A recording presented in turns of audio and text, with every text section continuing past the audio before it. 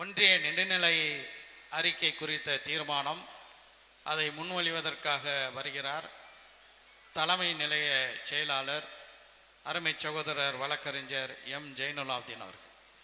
ஒன்றிய நிதிநிலை அறிக்கைக்கு கண்டனம்.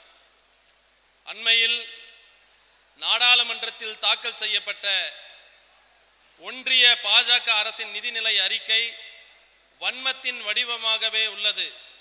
தமிழ்நாடு முற்றிலும் இதில் புறக்கணிக்கப்பட்டுள்ளது.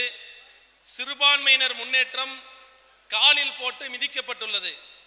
தமிழ்நாட்டுக்கு தரப்பட வேண்டிய ஒன்றிய அரசின் நிதிகள் தொடர்ந்து வன்மத்தோடு மறுக்கப்பட்டு வருகின்றன.